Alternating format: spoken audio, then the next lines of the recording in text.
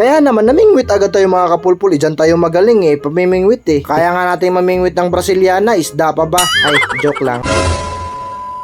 At ngayong araw mga kapulpul, ito yung araw na nakakatapos ko lang ikasal kay Greta. Kaya naman naisipan namin na mag out of the country.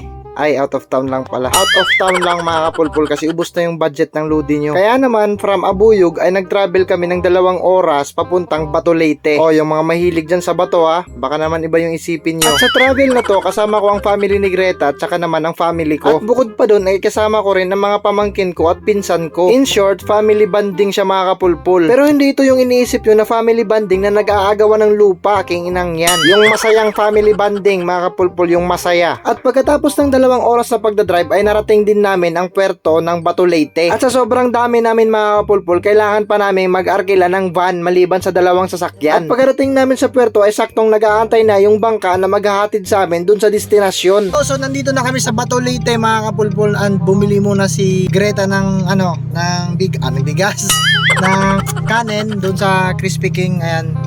Si Greta bumili. Yan. Bumili siya ng kanin kasi para pagdating namin doon sa isla, habang nagluluto, may pagkain na kami kasi may dala kaming lechon na sobra kahapon doon sa kasal. At pagkatapos naming bumili ng kanin sa Crispy King, ay pinark na namin yung sasakyan doon sa parking area. At pagdating namin doon, ay saktong nandun na yung pinsan ko na motor lang yung dala. At sa sobrang curious ng Lodi nyo, syempre, tinisting natin yung motor, tinisting natin. Sound check muna, sound check.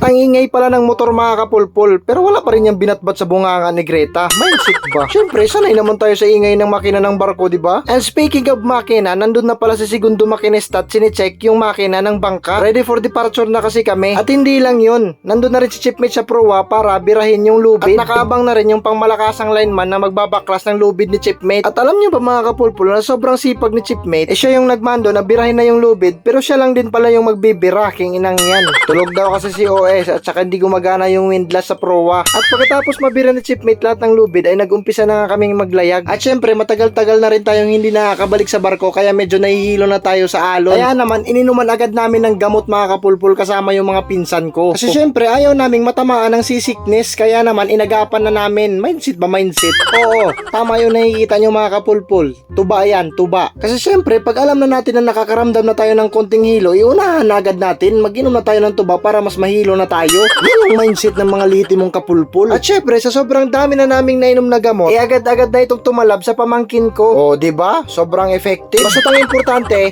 wag na wag kang tatalon. Sa sobrang lakas ng gamot mga kapulpul, tumalab na rin to sa pinsan ko. Diba? Naging cowboy tuloy siya. And after 30 minutes na paglalayag, tanaw na namin ang location na kung tawagin ay Payag sa Dagat. In Tagalog, kubo sa dagat. In English, never mind, king inang yan. At medyo tumalab na rin yung gamot sa Lodi nyo. Medyo maliit lang naman, konti lang naman, slight lang. At ito yung family ko mga kapulpul na kasama sa outing. Diba? Sobrang konti lang namin. And the long wait is over mga kapulpul kasi approaching na kami and busy na naman si Chipmate sa proa. At bago ang lahat, isumingit muna tayo na may dikit yung pangmalakasan nating sticker sa bangka. At pagkatapos kung may dikit, welcome to Payag sa Dagat. At napaka-amazing ng lugar na to mga kapulpul kasi alam nyo, kahit nasa gitna to ng dagat ay may kuryente to gamit ang solar. At syempre, pag may kuryente, may videoke. Diba? Napaka-pet malu. At hindi pa doon nagtatapos mga kapulpul kasi bukod pa sa may kuryente, pwede rin kayo mag-overnight dito mga kapulpul kasi meron silang available na 2 rooms. At kung hindi man kayo magkasya sa 2 rooms, ay pwede kayong humiga kahit saan dyan mga kapulpul kasi meron silang mga beddings. At alam mo kung ano nakaka-amaze? Pwede rin kayong magdala ng tent. At isa pa, hindi mo poproblemahin ang mahinang internet kasi meron silang piso wifi. Sakto ang location na to sa mga family bonding at lalo na sa mga team building. At alam niyo kung magkano lang yung rent namin dito? 6,000.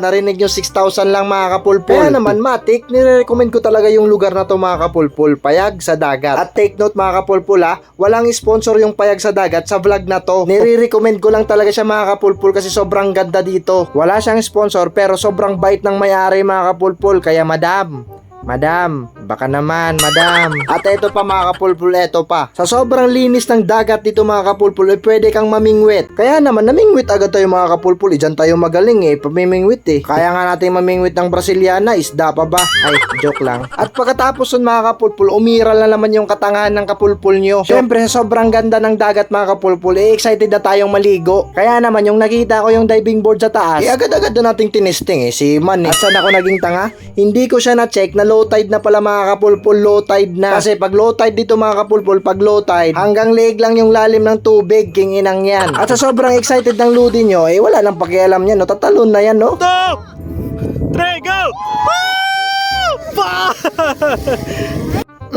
Diba? Nabulabog yung mga natutulog na isda sa ilalim, pumaibabaw yung white sand, king inang yan. At kunwari, hindi lang masakit kasi maraming nanonood.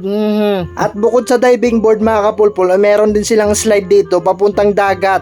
Papuntang dagat mga kapulpul, kailangan naman papuntang langit. At para dun sa mga hindi marunong lumangoy, pwede silang lumangoy dyan sa gitna ng cottage mga kapulpul. Kasi hindi ka malulunod kasi may net. O pag di ka marunong lumangoy, dyan ka lang sa gitna, huwag ka na magpasikat sa labas kasi malalim-lalim medyo sa labas. Pero no problem mga kapulpul, kung gusto nyong maligo sa labas kasi meron silang lifeguard at 2 life ring. Tapos ang pogi pa ni kuya, kinginang yan. At isa pa sa maganda dito mga kapulpul, kung meron kayong nakalimutang dalhin, pwede kayong mag-rent ng bangka papunta sa isang isla. Magbabayad ka lang ng pang 2 litrong gasolina all the way na. Mga estimate ko nasa 20 minutes ang travel papuntang kabilang isla. Nakalimutan kasi naming mamili ng chichirya at saka tinapay. Kaya napilitan kaming mag-arkila pero kasama na rin yung sa adventure mga kapulpul. Kaya tara, mamili na tayo. At dito ako nagulat mga kapulpul kasi akala ko ang presyo dito ay mataas kasi malayo sa Kabiasnan. Pero wag ka. Kasi ang presyo dito mga kapulpul ng bilihin ay parehas lang ang presyo doon sa mainland. At sa sobrang pogi ng ludi nyo ay maraming nagtitingin ng tao. Ay, joke lang. At medyo madilim na pagkatapos naming mamili, kaya balik na agad kami sa bangka para makabalik na agad dun sa payag sa dagat. At good morning Philippines, I step good morning payag sa dagat. Naglobat kasi yung cellphone kagabi ng ludi nyo, kaya kinontinue ko na yung vlog pagka ikinabukasan. At isa sa mga nagustuhan ko dito mga kapulpul, kasi sa umaga may mga mangingisdang nagbebenta ng samot-saring seafood sa murang halaga. O nakikita nyo yung mga shell na yan, nakikita nyo yan, mabibili nyo lang yan sa halagang 100. Oo, 100 lang mga kapulpul at sobrang presko pa ng mga shell na yan kasi bagong pitas lang. Bagong huli lang. At ito pa yung isang masarap mga kapulpul. Ito yung masarap, yung sea urchin. Mabibili nyo lang yan sa halagang 50 pesos lahat. 50 pesos din yung mga isda na nasa balde. O diba, napaka pet malo talaga dito. Kaya tara, food trip tayo.